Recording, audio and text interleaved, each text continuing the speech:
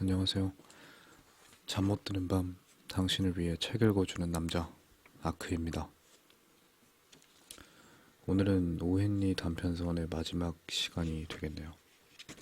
녹색문이라는 파트 준비했습니다. 들어보시고 마음에 드시면 구독하기 해주시고 좋아요 버튼도 한 번씩 눌러주세요. 바라는 점이 있거나 ASMR에 대한 의견이 있으신 분들은 영상 아래 댓글로 참여하시면 되겠습니다. 지금부터 읽겠습니다. 녹색문. 가령 당신이 저녁 식사를 한 후에 담배를 한 갭에 피우는 10분 동안 기분 전환으로 가벼운 쇼라도 볼까?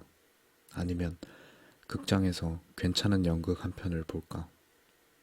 방황하면서 브로드웨이를 걷고 있다고 생각해보자. 갑자기 당신의 팔에 누군가의 손이 와닿는다. 돌아보니 번쩍거리는 다이아몬드에 러시아산 검은 얼룩무늬 모피를 잘 차려입은 아름다운 미인이 아닌가. 매혹적인 그녀의 눈동자에 당신은 반한다. 그런데 그녀는 황급히 당신의 손에 막 구워낸 뜨거운 버터를 바른 롤빵을 쥐어주고는 작은 가위를 꺼내서 당신의 외투 두 번째 단추를 싹둑 잘라버리더니 평행사변형 하고 꽤나 의미심장한 한마디를 내뱉고 눈 깜짝할 사이에 남북으로 뻗어있는 길로 사라져버린다고 하자. 이런 일이 있으면 그것이야말로 100% 모험일 것이다. 당신은 이런 행동에 어떤 반응을 보일 것인가? 아니, 당신이라면 어찌할 바를 몰라 얼굴이 빨갛게 돼서는 오들오들 떨면서 롤빵을 땅에 떨어뜨리고 없어진 단추를 더듬더듬 찾으면서 그대로 브로드웨이를 계속 걸어갈 것이다. 아마도 그럴 것이다. 하지만 당신이 마음속에 아직 순수한 모험심이 고갈되지 않은 몇 안 되는 축복받은 사람들 중 한 명이라면 얘기는 달라진다. 진정한 모험가라는 것은 동서고금을 막론하고 그리 많지 않았다. 모험가로서 역사의 한 페이지에 그 명성을 남긴 사람들은 대체로 새로운 방법을 발명한 실업가들이었다. 그들은 자신들이 추구하는 것, 이를테면 황금 양털, 성배, 귀부인의 사랑, 보물, 왕위와 같은 명성들을 손에 얻기 위해 위험을 무릅썼다. 진정한 모험가는 목적도 없고 계획도 없이 미지의 운명과 마주하며 그것을 기꺼이 받아들이기 때문에 앞으로 나아갈 수 있는 것이다. 그 좋은 예가 탕자, 자신의 집을 등지고 여행을 떠났던 바로 그 탕자이다. 준모험가 대열에 드는 사람들, 용기 있는 훌륭한 인물들은 많이 있었다. 십자군에서 펠리쉐이드에 이르기까지 그들은 역사와 소설의 지면을 화려하게 장식하고 역사소설을 상업적으로 번창시켜 온 것이다. 그러나 그들 한 사람 한 사람에게는 싸워서 얻어내야 할 상이 있었고 추구해야 할 목표가 있었으며 가슴에 품고 싶은 보물, 경주해야 할 진로, 공격을 위한 새로운 전략, 새겨 넣어야 할 이름, 흑백을 가려야 할 일들이 각각 있었다. 이렇게 보았을 때 그들은 진정한 모험을 추구한 사람들은 아니었던 것이다. 이 대도시에는 로맨스와 모험이라는 쌍둥이 요정이 그들을 사모하는 추종자들을 찾아서 활개를 치며 돌아다니고 있었다. 우리들이 거리를 거닐고 있으면 이 쌍둥이 요정들은 다양한 모습으로 몸을 변신시키면서 우리들의 행동을 몰래 엿보고 우리에게 도전장을 내민다. 아무 생각 없이 휙 고개를 들면 쇼윈도에 속에서 어딘가 친밀함이 느껴지는 낯이 익은 초상화 같은 얼굴과 마주치게 된다.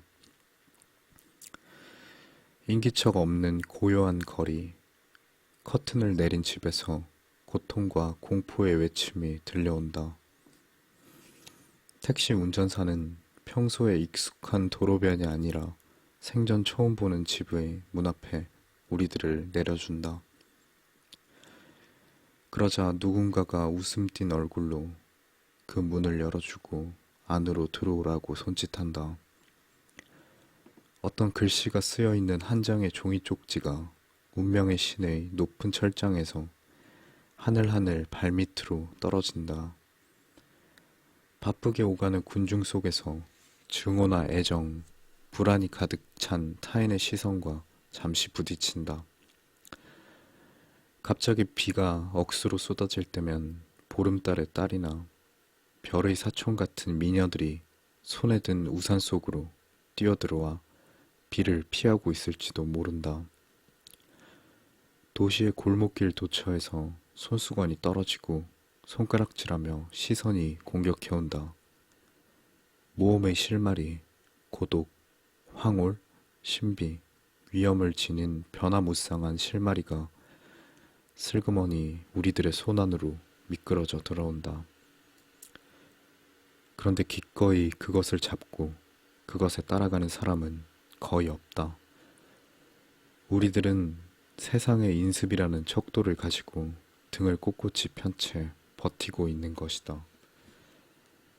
우리들은 대부분 모험을 그냥 지나쳐버린다. 그리고 언젠가는 인생의 내리막길에 와서 나의 로맨스는 한두 번의 결혼으로 끝난 따분한 것이다. 서랍 깊숙이 처박아둔 수놓은 장미꽃 장식이었다. 뜨거운 열기와는 평생 인연이 없다는 등등 불평을 하며 돌아보는 날이 오는 것이다. 루돌프 스타이너는 진정한 모험가였다. 해가 지기 시작하면 기상천외한 일을 찾아서 거의 매일 복도 끝에 있는 그의 좁은 침실문을 나서는 것이다. 그의 생각에 인생 최대의 즐거움이 바로 다음 골목이나 길 모퉁이 저편에 뒹굴고 있을 것만 같아 견딜 수 없는 것이었다. 때로는 운명을 시험해 보려는 마음이 동해서 골목을 배회한 적도 있었다. 경찰서에서 한두 번 밤을 지샌 일도 있었다. 얼떨결에 그만 돈을 노린 약삭빠른 사기꾼의 먹이가 된 적도 간혹 있었고, 감언이설에 넘어가 시계와 돈을 날린 적도 있었다. 그러나 그는 전혀 식지 않은 열정을 품고 다가오는 도전에 응하면서 훌륭한 모험가의 명단에 그 이름을 올려놓았다. 어느 날 저녁 무렵 루돌프는 시의 옛 중앙부에 있는 남북으로 뻗은 길을 천천히 거닐고 있었다. 두 줄기의 인파가 보도를 가득 메우고 있었다.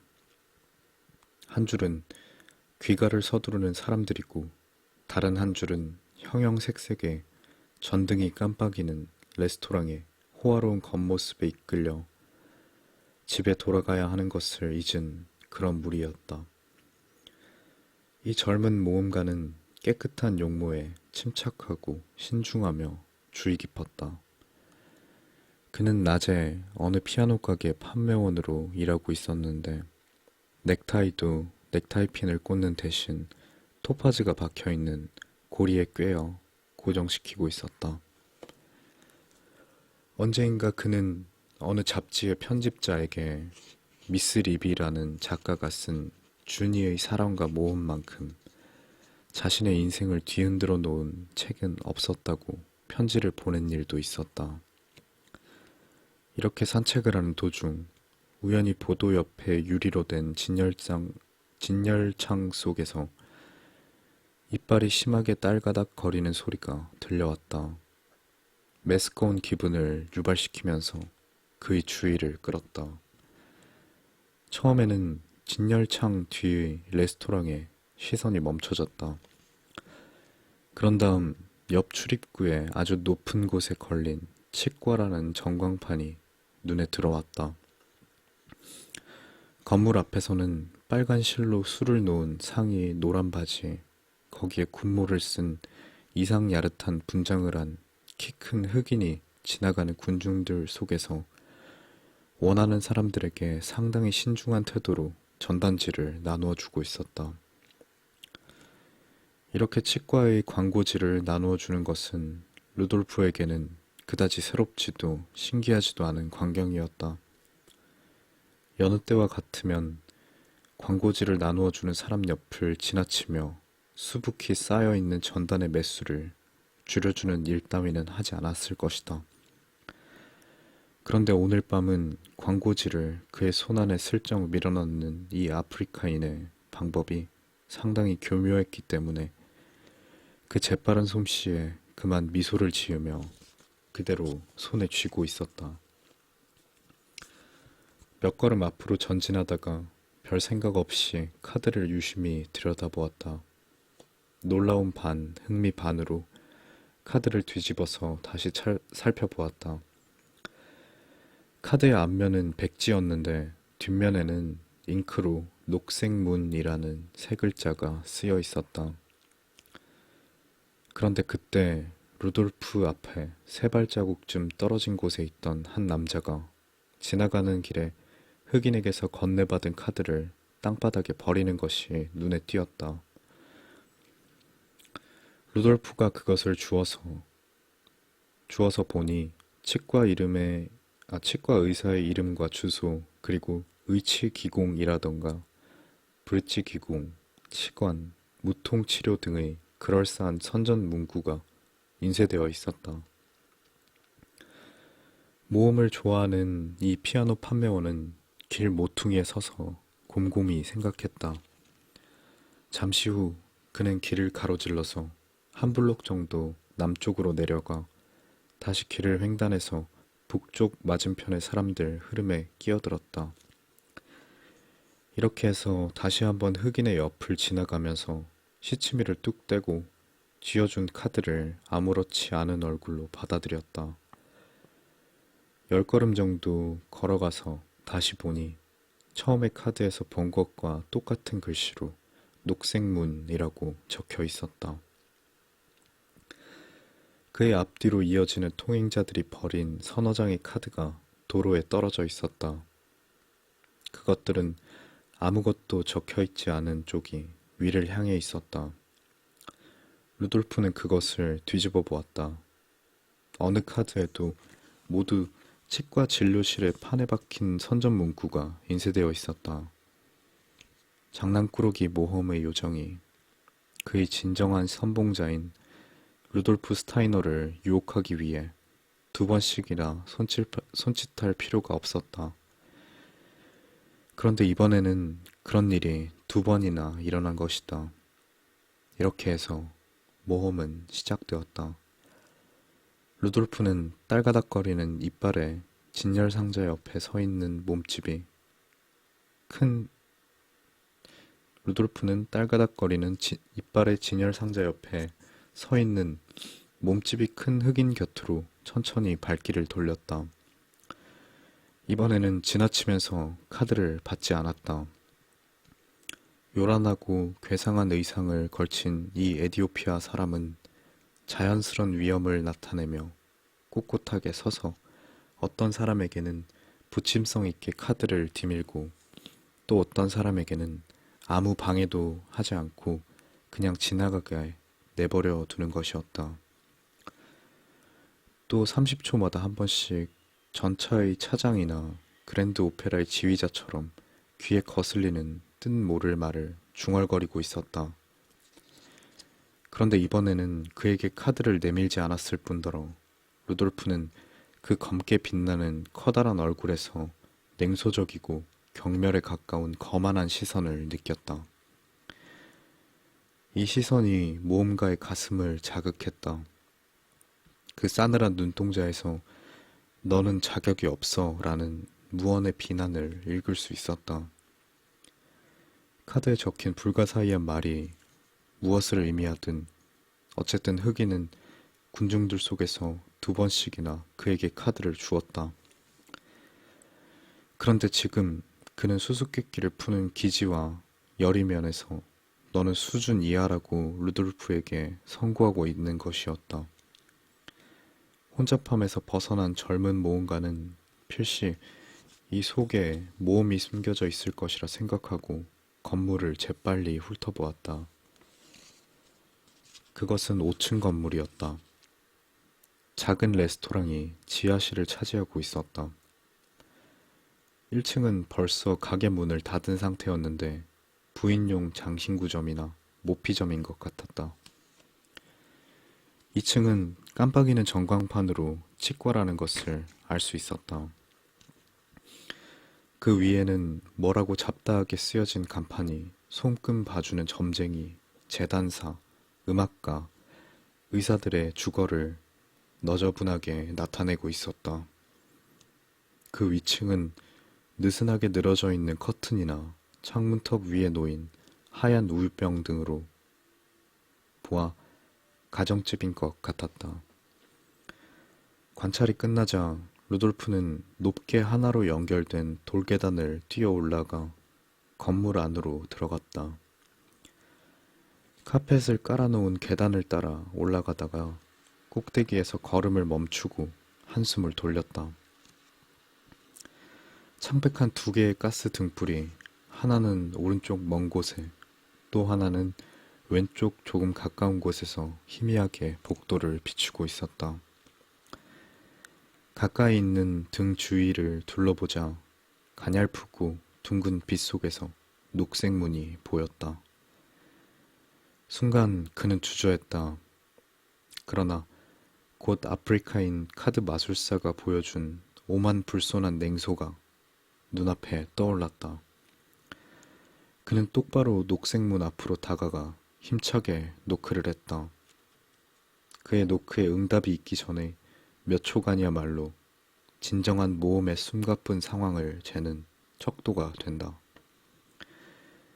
그 녹색의 판자 저편에서는 어떤 일들이 일어나고 있는 건지 알 수 없었다. 혹시나 한창 도박판을 벌이고 있는지도 모른다. 교활한 악한들이 교묘한 계략을 짜며 덫에 미끼를 놓고 있을지도 모른다. 용감한 사나이를 동경하며 용기 있는 자가 자신을 구원해 주길 기다리고 있을 미녀가 혹시나 있을지도 모른다. 위험과 죽음, 사랑, 실망, 조소, 이러한 것 중 무엇인가가 이 용기 있는 노크에 응해올 것이다. 안에서 어렴풋이 옷자락 스치는 소리가 들리더니 이윽고 천천히 문이 열렸다. 아직 20살도 채 안 되어 보이는 젊은 여자가 창백한 얼굴로 비틀거리며 문 앞에 서 있었다. 그녀는 손잡이에서 손을 떼는가 싶더니 한 손을 뻗쳐 허공을 더듬거리며 중심을 잃고 쓰러져 버렸다. 루돌프는 가까스로 그녀를 잡아 벽에 붙어있는 색이 바랜 긴 의자 위에 뉘었다. 그리고 나서 문을 닫고 흔들거리는 가스등 불빛으로 재빨리 방 안을 둘러보았다. 깨끗하게 정돈되어 있었지만 무척 궁색하다는 느낌이 들었다. 여자는 실신한 것처럼 조용히 누워 있었다. 루돌프는 매우 긴장한 채 어딘가에 쓸만한 통이 없는지 방 안을 열심히 둘러보았다. 기절한 사람을 통 위에 태워서 데려가지 않으면 안 된다. 아니, 그게 아니다. 그것은 물에 빠진 사람을 구할 때나 쓰는 방법이다. 그는 모자를 벗어 그녀에게 부채질을 하기 시작했다. 그랬더니 바로 효과가 있었다. 중산모자의 가장자리가 그녀의 코끝을 스쳐 그녀가 그만 눈을 떴기 때문이다. 이때 젊은이는 이 여자야말로 마음속에 그리고 있었던 사랑스러운 초상화의 주인공이라고 느꼈다. 둥글고 귀여운 회색 눈동자, 약간 위를 향해 있는 깜찍하고 작은 코, 완두콩 덩굴의 수염처럼 동글동글 말려 올라간 갈색의 머리카락. 이것이야말로 숱한 모험의 진정한 목적이며 가장 큰 보상은 아닐까 하고 생각했다. 그렇지만 그녀의 얼굴은 가슴 아플 정도로 여위고 창백했다. 그녀는 조용히 그를 바라보더니 이윽고 살며시 미소 지었다. 제가 정신을 잃었었나 보죠. 그녀가 힘없이 물었다. 하지만 저뿐만 아니라 누구라도 이렇게 됐을 거예요. 사흘 동안 아무것도 먹지 못하고 지낸다면 아마 알 수 있겠죠. 아니, 이럴 수가. 루돌프는 펄쩍 뛰면서 소리쳤다. 기다리세요. 곧 돌아올 테니까. 그는 녹색 문을 박차고 나가 계단을 뛰어내려갔다. 그리고 20분쯤 지나서 다시 돌아와 발끝으로 문을 차며 그녀에게 열어달라는 신호를 보냈다. 식료품 가게와 레스토랑에서 사온 음식들을 두 팔 가득 안고 들어와 그것들을 테이블 위에 늘어놓았다. 버터를 바른 빵과 가공육, 케이크와 파이, 피클, 굴과 통닭, 우유, 거기에 아주 뜨거운 홍차 한 병까지. 정말 그건 말도 안 돼요. 루돌프는 야단치듯이 말했다.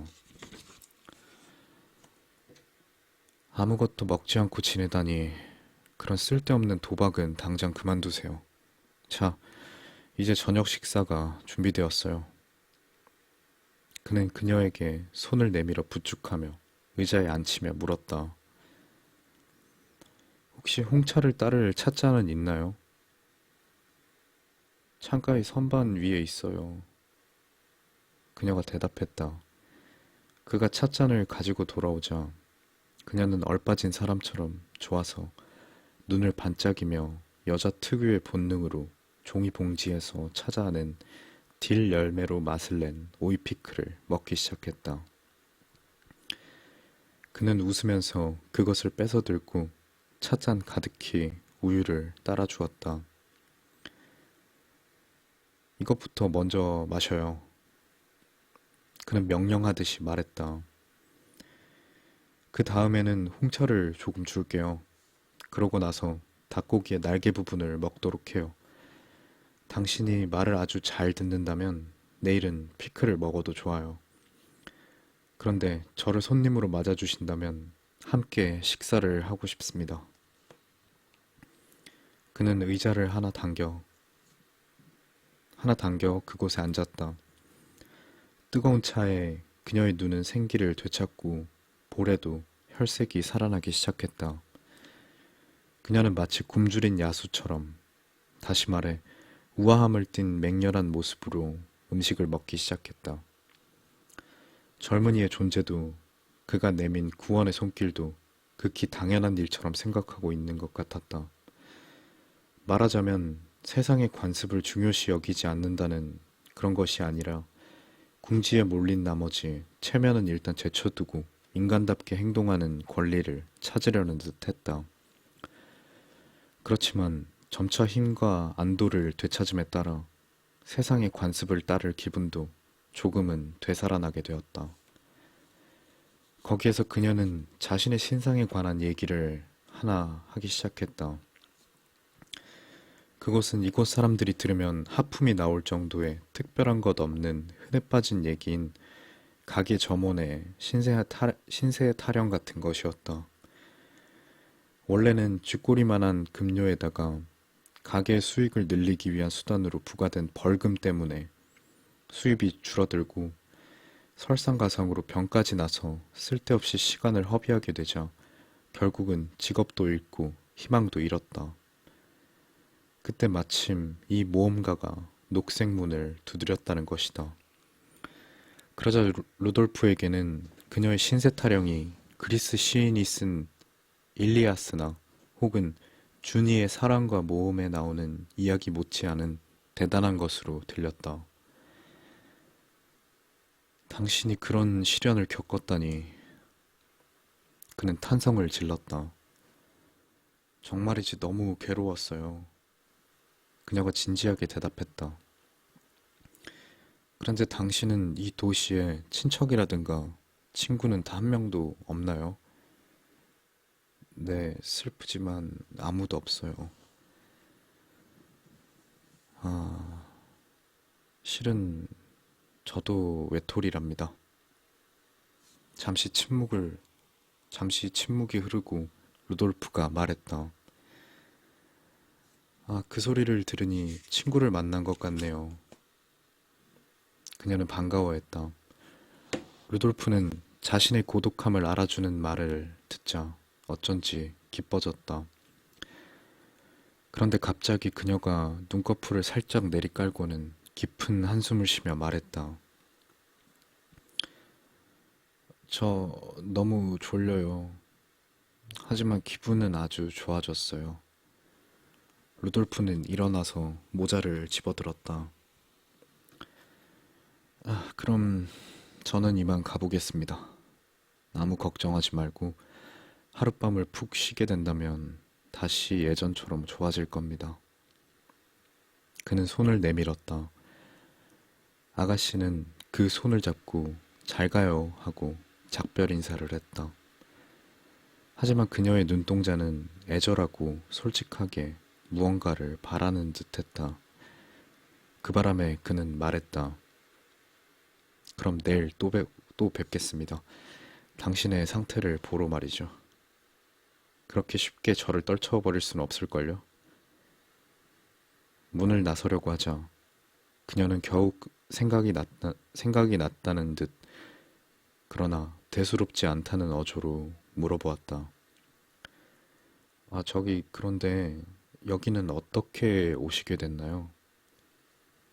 그는 잠시 그녀를 바라보다가 그 카드를 떠올리자 갑자기 질투의 고통을 느꼈다. 만약 그 카드가 자기처럼 모험을 좋아하는 다른 남자의 손에 들어갔더라면 어떻게 되었을까? 그녀에게는 결코 사실을 알리지 않겠다고 재빨리 결심했다. 그녀가 심한 궁핍에 빠져 부득이하게 취하지 않으면 안 되었던 그 기묘한 편법을 내가 알고 있다는 사실을 절대로 그녀가 눈치채지 못하도록 해야겠다고 생각했다.